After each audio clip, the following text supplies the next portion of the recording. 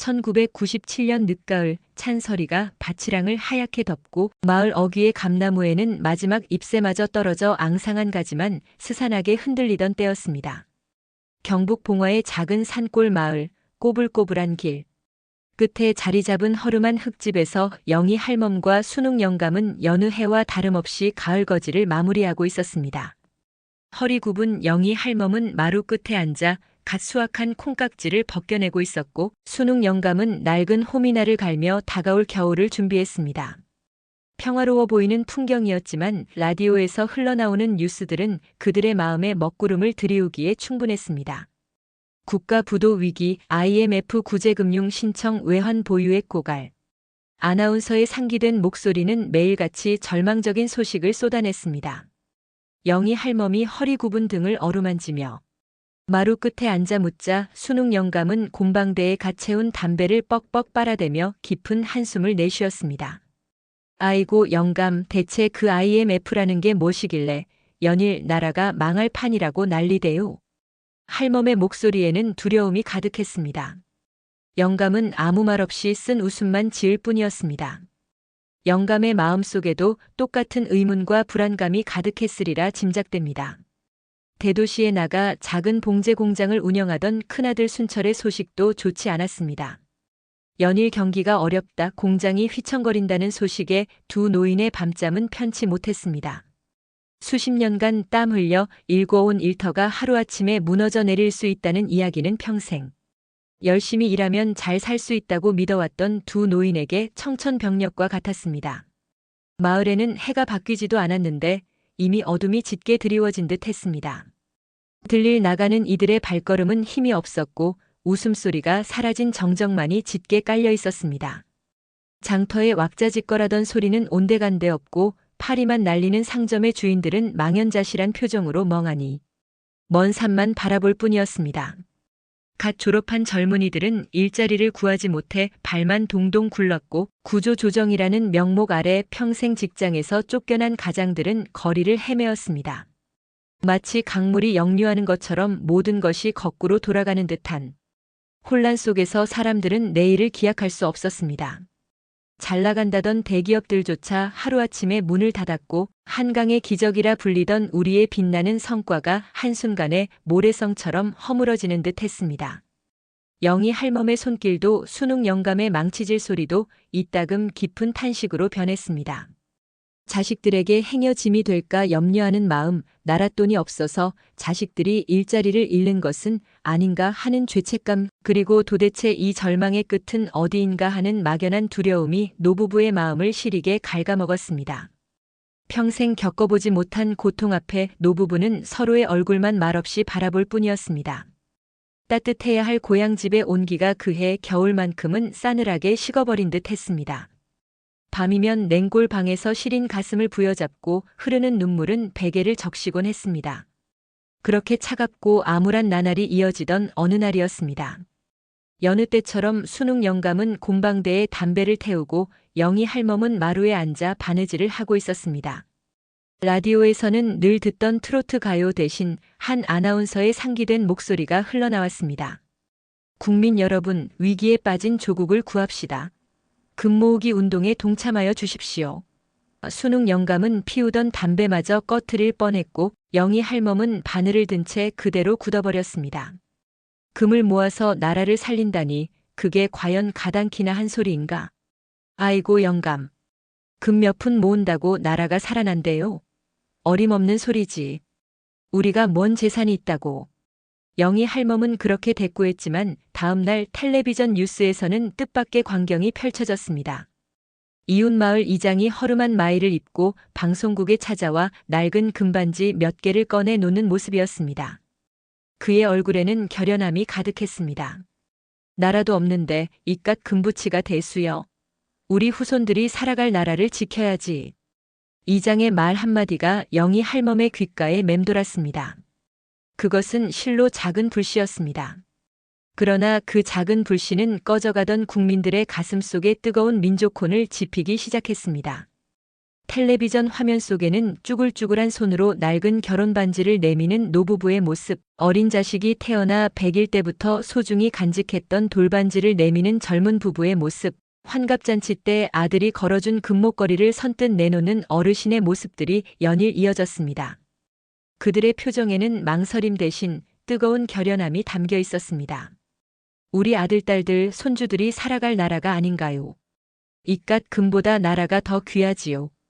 그들의 말 한마디 한마디는 영희 할멈의 심장을 쿵 하고 때렸습니다. 할머니의 눈길은 어느새 장롱 깊숙이 숨겨둔 작은 자개함으로 향했습니다. 그 안에는 영희 할멈의 평생 보물이라 할 수 있는 금반지 2개가 고이 잠들어 있었습니다. 하나는 20살 꽃다운 나이에 순욱 영감에게 시집 올 때 친정어머니가 눈물로 쥐어주신 빛바랜 결혼 반지였습니다. 손등에 주름만큼이나 세월의 흔적이 가득했지만 그 빛은 바래지 않았습니다. 다른 하나는 첫 아이 순철이를 낳고 3-7일이 지났을 때 시어머니가 고생했다며 손수 끼워주신 돌반지였습니다. 갓 태어난 순철의 손에 겨우 들어가던 아담한 사이즈였지만 그 반지는 영희 할멈에게 엄마라는 이름의 벅찬 행복을 선물해준 증표였습니다.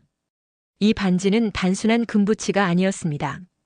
그것은 영희 할멈의 젊은 시절, 순욱 영감과의 풋풋한 사랑, 가슴으로 낳은 자식의 첫 울음소리, 그리고 억척스럽게 살아온 지난 세월의 모든 추억이 고스란히 담긴 인생의 덩어리였습니다. 쌀 한 톨도 귀하던 가난했던 시절, 이따금 힘든 날이 오면 그 반지를 만지작거리며 위안을 받기도 했던 그야말로 삶의 동반자 같은 존재였습니다. 다를까 아까워 평생 손에 끼지도 못하고 고이 간직해왔던 그 어떤 보석보다 귀한 보물이었습니다. 영희 할멈은 밤낮 없이 고민에 빠졌습니다. 나라를 위한 일이라지만 평생의 애착이 서린 저 반지를 어떻게 선뜻 내놓을 수 있단 말인가. 딸에게 물려주어 친정어머니의 사랑을 이어가게 하고 싶었던 마지막 소망이었습니다. 하지만 나라가 없으면 가족도 없다는 말 또한 머릿속을 맴돌았습니다. 눈물로 얼룩진 이불 위에서 할멈은 뜬 눈으로 밤을 지새우기 일쑤였습니다. 순욱 영감 역시 아내의 깊은 고뇌를 모르는 바 아니었습니다.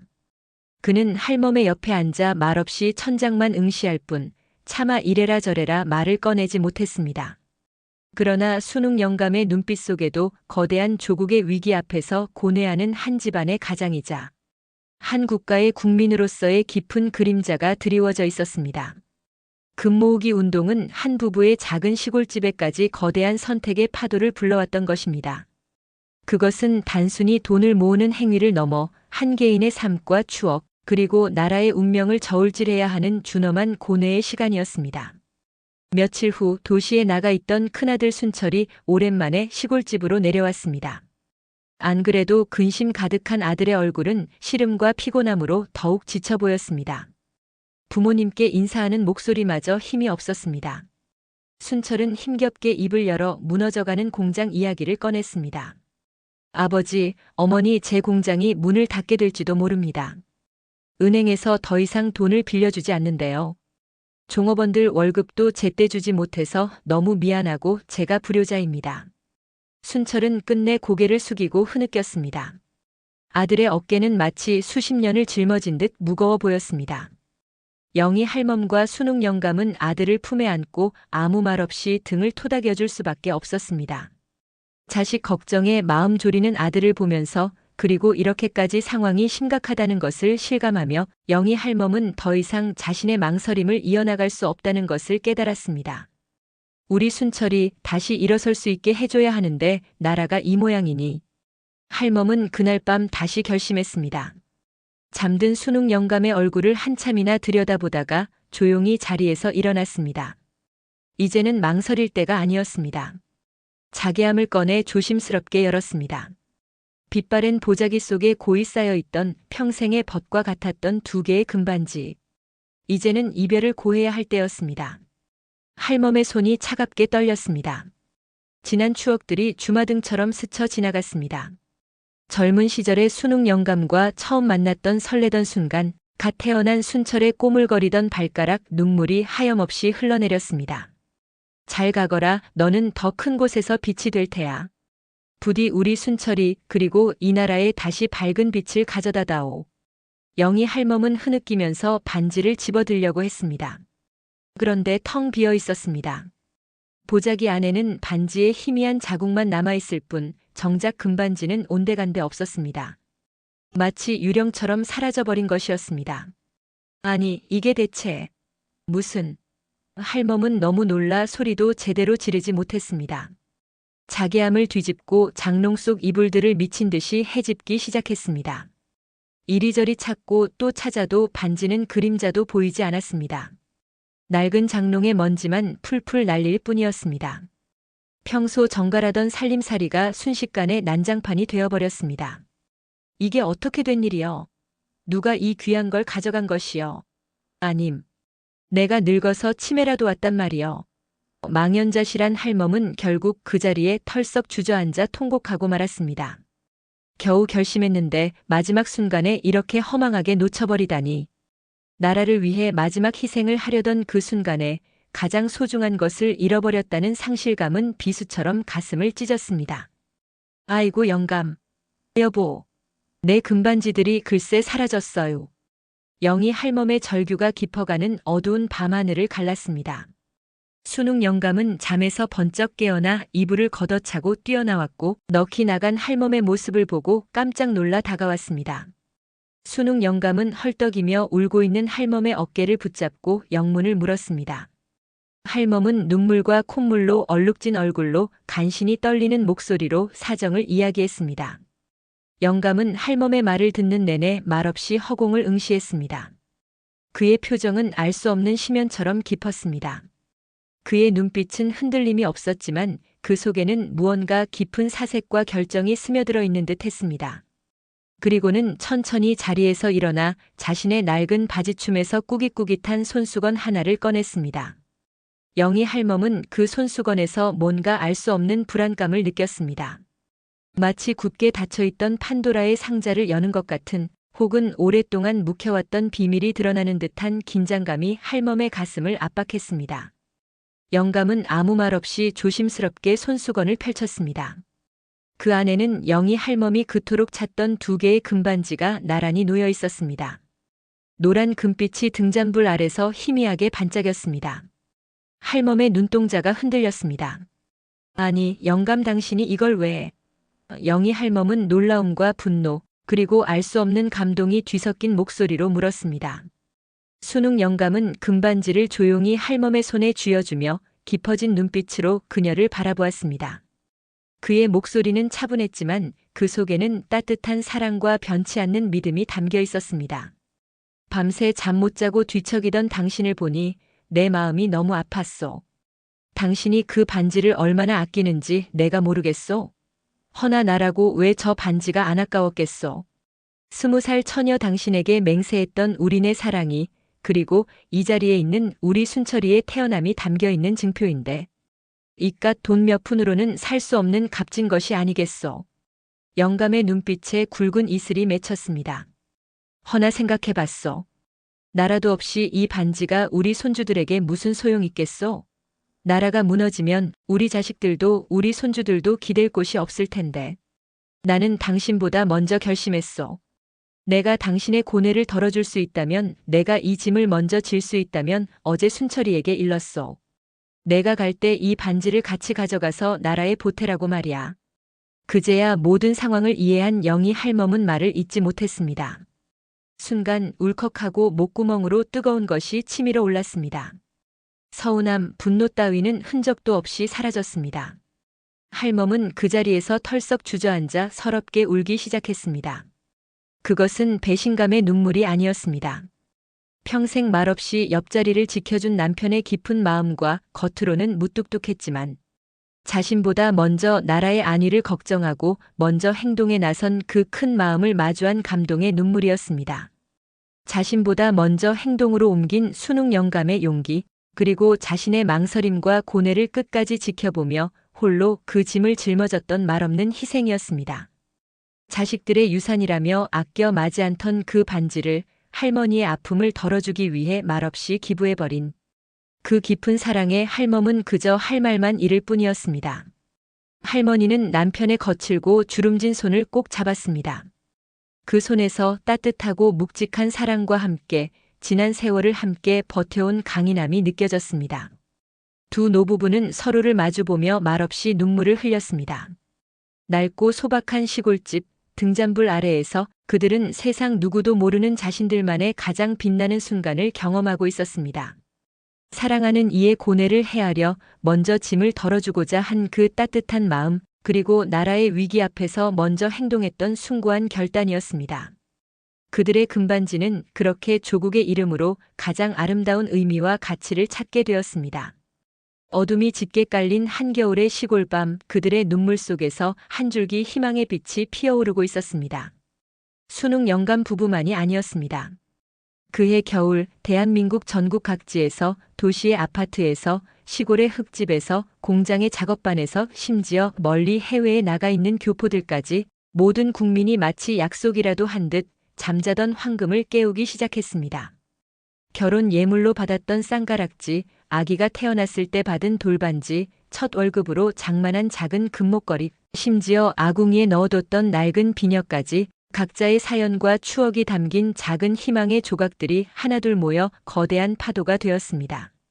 자식에게 물려주려 했던 귀한 황금을 내놓으며 나라가 살아야 내 새끼도 사는 것이 아니겠는가 울먹이던 아버지의 뒷모습, 결혼 반지 팔았다고 남편에게 핀잔은 들을지언정 내 나라 살려야지 의연하게 미소 짓던 아내의 표정, 그 모든 모습이 텔레비전 화면을 통해 전국으로 퍼져나갔습니다. 방송국에는 밤낮 없이 금을 내놓으려는 시민들의 행렬이 이어졌고 황금이 산처럼 쌓여가는 모습은 매일매일 주요 뉴스로 보도되었습니다. 영희 할멈은 그 모습을 보며 순웅 영감의 손을 잡고 조용히 미소 지었습니다.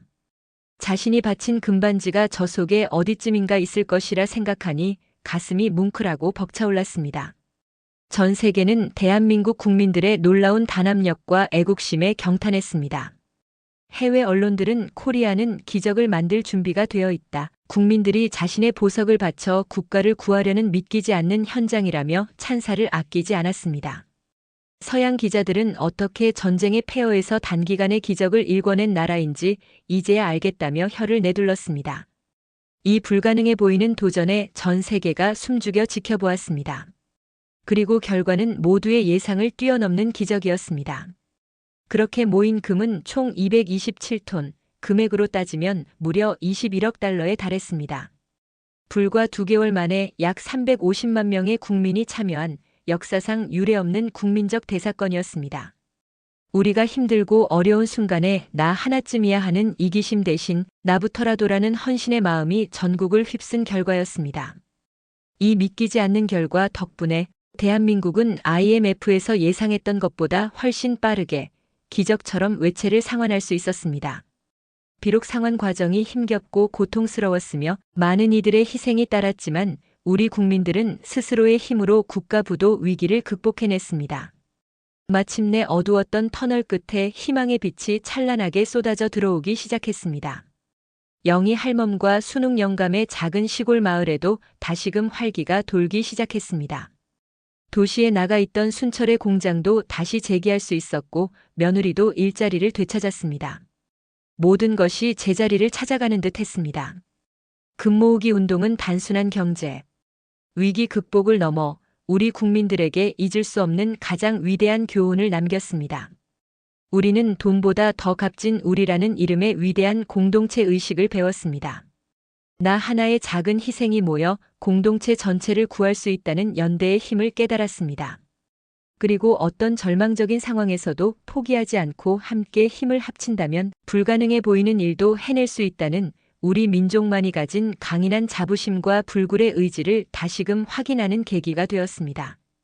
영희 할멈과 순웅 영감이 말없이 나라에 바쳤던 금반지처럼 각자의 자리에서 가장 소중한 것을 기꺼이 내놓았던 수많은 국민들의 마음이 모여 꺼져가던 조국의 등불을 다시 밝힌 것입니다. 그 당시의 기억은 우리 세대에게 가장 자랑스럽고 뜨거운 역사로 영원히 기록될 것입니다. 지금 우리가 누리는 이 풍요와 번영은 그때 그 시절 온 국민이 흘렸던 땀과 눈물, 그리고 고귀한 희생이 있었기에 가능했음을 결코 잊지 말아야 할 것입니다. 영희 할멈과 순웅 영감, 그리고 수많은 우리네 부모님들이 보여준 희생과 사랑의 이야기는 앞으로도 우리의 자녀와 손주들에게 영원히 전해져 위기의 순간마다 우리에게 용기와 지혜를 주는 소중한 나침반이 될 것입니다. 그날의 금빛 함성은 이 땅에 사는 우리 모두의 가슴 속에서 영원히 찬란하게 빛날 것입니다. 이 땅의 모든 평범한 영웅들에게 경의를 표하며